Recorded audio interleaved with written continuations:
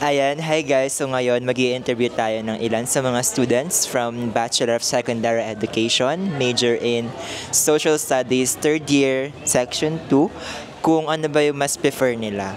Kung research ba or yung competency appraisal. Let's go!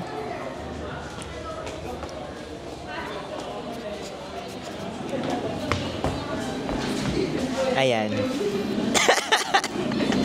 For our first interview, we have ang nag-iisang Best Actress ng BSESS 3-2, Batch 1992.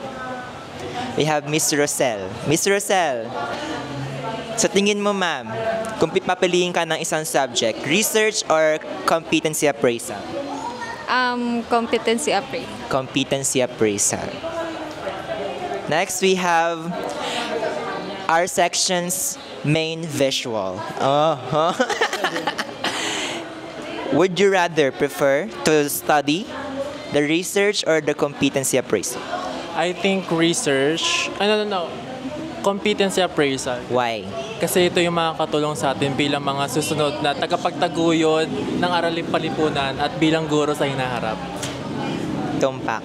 Next, we have ang Kapitapitagan, ang nag-iisang class representative way back 1892. Kumusta ka, ma'am? Kinakaya. Kasi ganun talaga. Nag-open.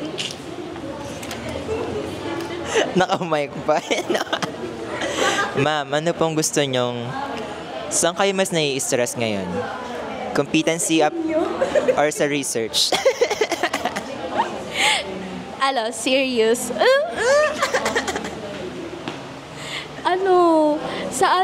Sa research. Kasi wala si Jello, absent siya. Jello, kung naririnig mo to ngayon, ninahanap ka na nila. Asan ka ba talaga? Ang akala namin ikaw lang yung absent, ba't pati yung part mo wala din? Umalis na si Trisha. May gawa siya. Okay. Get well soon. Ano ba nangyari sa kanya? Get well soon, Jello. Thank you so much, ma'am. Usog lang yun, guys. Dalawayan ko siya next week.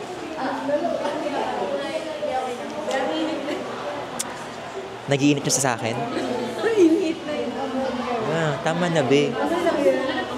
Ma'am, kung papipiliin po kayo, research or competency appraisal?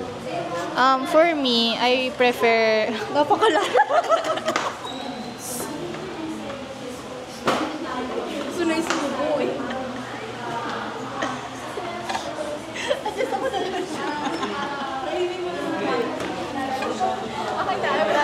Research or competency appraisal? For me, research. Kasi, Uy, kung taklo ba? Hindi maririnig. Hindi ko na inalapit. Grabe. Iyak ako. Iyak ako.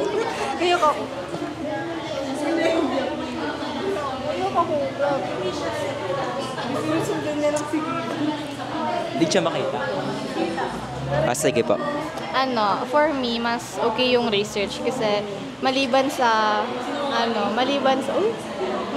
by group ito, madami ako natututunan. Unlike sa compe na sa isang upuan, kaya naman pala yung isang SEM.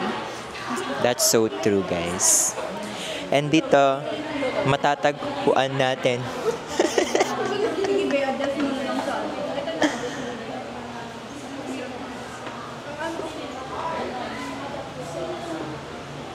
If mag-self-vlog ka lang kagad.